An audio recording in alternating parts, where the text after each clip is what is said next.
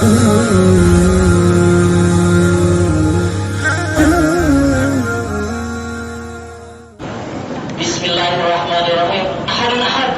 Allahu Akbar. Belum semangat bu, ya masih terlihat bawa masalah ke masjid bu, ya. Ahadun ahad. Ahadun ahad. Ahadun ahad. Jadi jujur saja bu, saya menanamkan jiwa semangat bu, ya, bukan jiwa yang lain bu, bukan. Jadi insya Allah ibu-ibu nih keluar dari masjid sini, bapak-bapak, langkahnya itu ringan bu, ya. Pertama, tujuan saya itu membubarkan beberapa penyakit-penyakit hati. Ibu mungkin tahu ya, apalagi di sini saya yakin setiap hari Minggu kajiannya rutin, ya. Kajiannya rutin, ya. Alhamdulillah saya bersyukur sama Allah diarahkan ke masjid ini, dan masjid ini subhanallah kajiannya sudah rutin. Jadi saya tidak perlu banyak ya untuk menyampaikan hal-hal yang sangat penting, dan mungkin ini materi yang saya bawa beda dari yang lain, ya. Yang pertama, konsep ruqyah syariah. Konsep terapi ruqyah. Terapi ruqyah itu bisa kita simpelkan, ruqyah itu kan doa. Itu murni kalau ruqyah itu doa, ya. Dan nanti kita jabarkan kembali apa sih sesungguhnya makna dari ruqyah ini.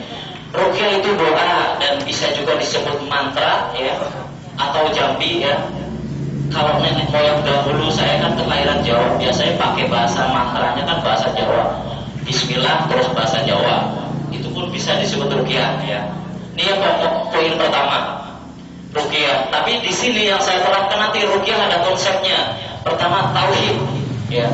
Tauhid ngambil dalil dari Quran surat Az-Zariyat ayat 56, ya. Insya Allah yang nggak bawa Al-Quran terjemahan nanti sampai di rumah bisa dibuka. Bismillahirrahmanirrahim. Wa ma khalaqtul jinna wal insa illa liya'budun.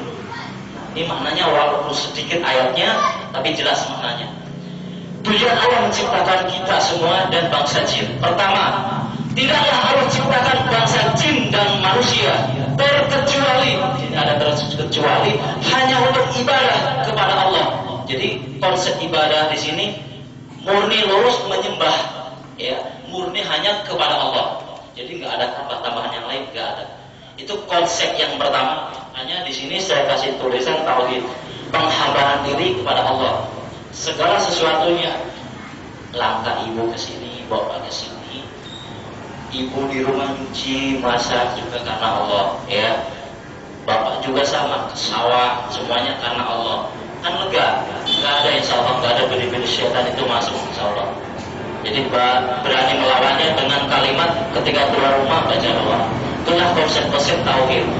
Tapi berbeda ketika kita nggak yakin sama Allah, walaupun sudah baca doa, sudah baca ayat kursi.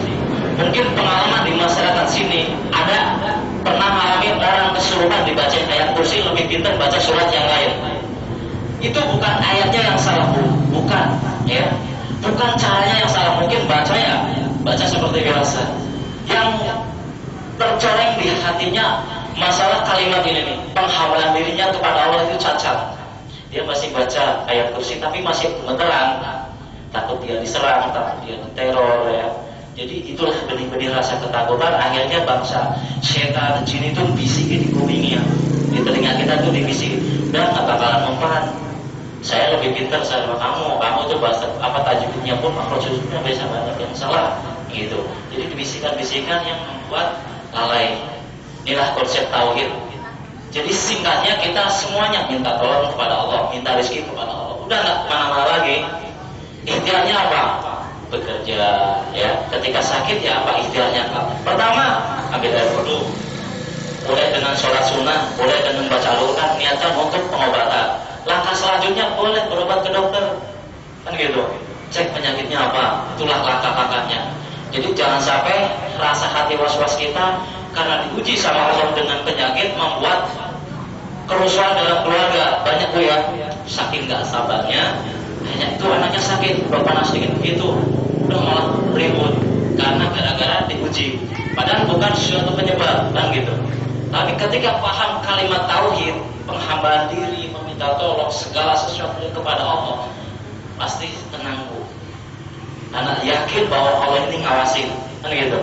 yakin bahwa yang menulis musibah ini Allah, yakin bahwa yang ngasih penyembuh Allah. Ya, langkah kita sebagai hamba Allah hanya mengikuti aturan-aturan syariatnya. Ambil air wudhu, berdoa, mohon sama Allah, ya Allah saya ikhlas, saya ridho, dan saya siap menerima. Itulah langkah-langkah yang harus kita ambil. Saya yakin Engkau lah yang maha mengatur segala-galanya. Jadi kalau kalimat tauhid ini diterapkan, ibu-ibu ini wajahnya sumringah, ya, walaupun kurang di rumah, bapak-bapak ngomel masih diterima, Bu, alhamdulillah saya masih dimarahin sama suami, berarti apa saya salah? Ini masih bersyukur, Bu. Bukan malah melawan, itu kan bapak-bapak. Jadi itulah indahnya kalimat tauhid.